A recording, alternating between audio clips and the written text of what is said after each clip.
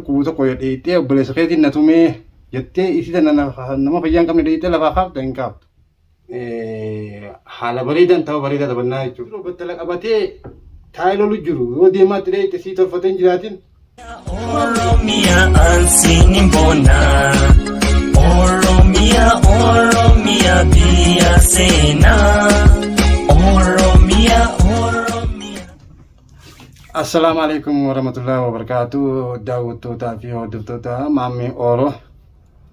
Gaa komantiin namni hedduun komantii jalatti wanti yoo jettanii gariin muciyoo minni faayoo si bira dhiyeessummaa hin qabne jettanii gariinis siitu duraanuu doongola jaattii namaa bultii namaa seenee jettanii dubbattanii dhugaadha. Gariinis ammaas osoo obboleessa hojii oololu jirtu akkamitti ati obboleetti saadha itti ilaaltaa komantii jalatti jaantan guddaan nama akkan yoo jettan sun hundaa osoo deebisa dhugaadha. Namni tokko dhugaadhiin hiyyaa sinaafuu tumichi hiyyaa sinaafuu dhugaadha. Namni tokko kan lafaa ka'ee eega takka waa simiidhee booda naannoo adiittutti hin dhiyaatu beeku namni kun. Eega simiidhee booda sirraa fagaataa si naannoo suniis waan qabu sirraa fageeffata. Suniifuu sitti hin dhiyaatu jechuu hanqa ati waan takka hirraanfattu takka turtu. Akkasii isaas barbaadin dhabee dhugaadha. Obboleetti isaa tanaas dhaqee wanti ilaaleef dhugaa yeroo duraa hin beeku dhaqee ilaale. Akka obboleetti isaa taas hin beeku dhugaadha. Anumarraa dhugaa hin beeku. Laakiin eegana beeke fedhu haa beeku fedhaadhisu laakiin nama tokko jaatti namaa dhisintu ammaas deebii fayyaan qabdu ni dhukkuba. Nama dhukkubu tokko dheeyxee obboleessa keetiin na tumee jettee isii tana nama fayyaan qabne dheeyxee lafaa kaaftu hin kaaftu. Suniifuu isiis hin tuqu. Oromoon maal jettee wajji dhalootarra wajji gangalootaa wayyaa jette. Suniifuu ammoo obboleetti isaa yoon qabeessa inni dafee natti hin dhufu laakiin jaasasiitiin wal lamna. Suniifuu isii hin tuqu. Eenyuun tuqu? Namni inni dafee dhufuun na harka jira. Miccoo inni asitti naannoo kana dhisee qote beeytanii mi'a. Kan mana kireessee fi fuudhuu deemu sana. Isiisaniin qabu deemaa jechuudha. Inshaallah rabbiyyee. Eegaan isii qabee booda inninuu bakka jiru goda jiru dhokotee jiru kana isiif fiigaa dhufu. Bakka jiru isiif kee fiigaa dhufa. Waan sun ta'eefu isiin suuta qabee ifa kan udeemu. Isiin suuta qabee sossobee ifa kan udeemu maaliin jaanii akkanaa itti kijibee waa hedduun itti kijibee isii ifa kan udeemu. Isii ifa kan hinnaan takka ammaas inni bakka jiruu ka'ee dhufaa jechuudha.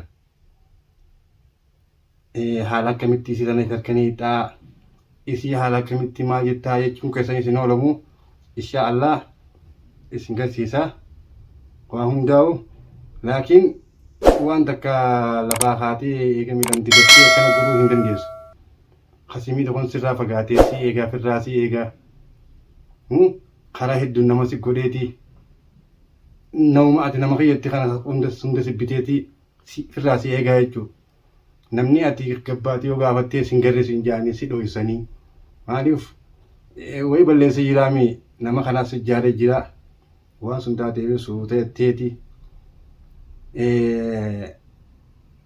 aara sunis buufattee akka nama isaa hin xuunyee if gootee ammoo yeroo guddaa wanti obboleessaatti ilaalee dhugaa yeroo duraatiif hin beeku kan hin beekneen dhaqee ilaalee eeganaan beekee immoo isii sunuu nin dubbisee jechuudha telefoonaan raqama namarraa booddee.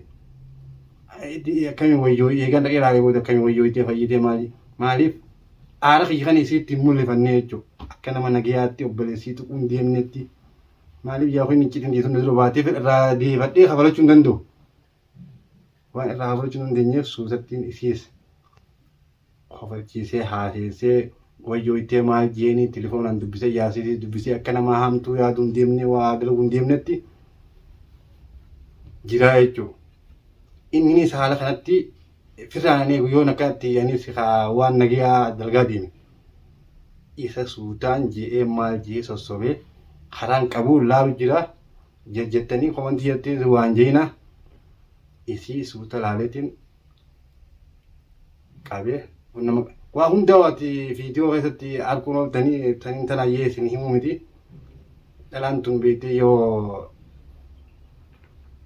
sossobdee afaan haaraatti afaan tolaan sossobdeen sobamti beekee isin akkuma gaaduraan inni nala jaaree kutaa kanatti yoo naqee isii lolee dhalaadhaa biyya namaa jirra utaaltiin harkaa nama biraatu araa diina bitu dandeessisummaan osoo inni natti hin dhufne jechuudha.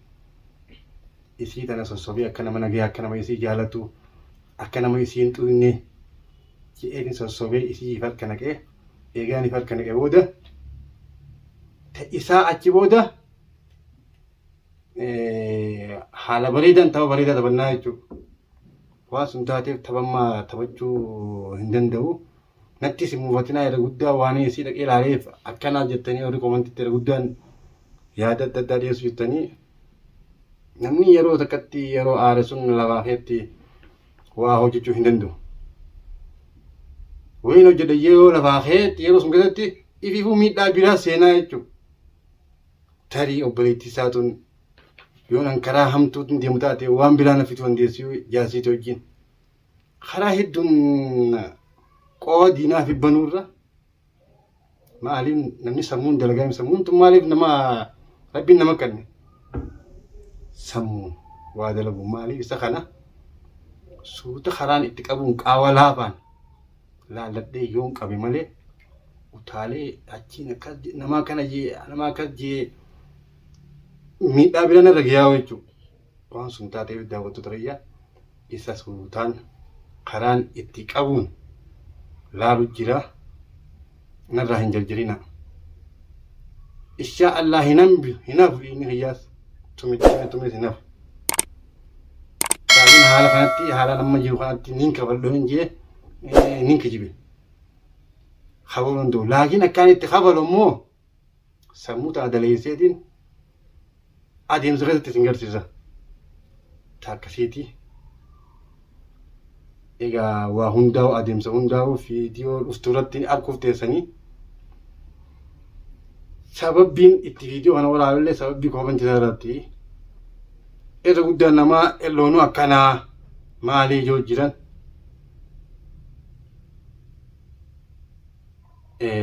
jettanii akkana hin jeena. Ibiddi abbaarra bi'ee gubaa jette Oromoo. Dhugaa laalaa tiyyaas nam tokko dhufee na laalle horii kan yoo guutuun suniifuu insha Allah agaruuf teessan tapha bareedaa taphatamuu deema. Ta'ammaa tanaaf obboleettii isaa dhiixee maalaaltaa isaan obboleessaa walolaa hin ta'u akkas nama si miidhe tokko miidhaa isaa tana kafalachuuf dubbii lolaa sun tapha deebiftee karaa taphaa deebiftee taphaan akkaataatti isa kanatti kafaltu yaadu qabda sammuu malee an nuushu obboleettii mitiyuu maaliif inni waan qophaa'ee nama jaarratee na tumeef eega na tumee booda narraa inni fagaataa nattis mul'atu qophaa'ee deemaa jechuudha. Lolli tokko kami lola tokko akkasii dura battala qabatee taa'ee lolu jiru yoo deemaatti dheeyite sii tolfatee hin jiraatin sumaa miidhama. Tolfattee lolaaf deemtaa mediis tolfattee battala qabattee akkaataa waan sunti dhoytu itti yaaddee tolfattaa jechuudha. Waan sun taateeru insha Allah adeemsa hulii deemu taa'u taphachamu taa'u arguuf teessanii taa akkasiitii obboleeyyan kiyyaa nattis hin mufatinaa inni maa kana teessin jeena insha Allah laaluuf teessan kana sinjaa viidiyoon kaatanaa waraabe Oromia ansinin bona Oromia biyya seenaa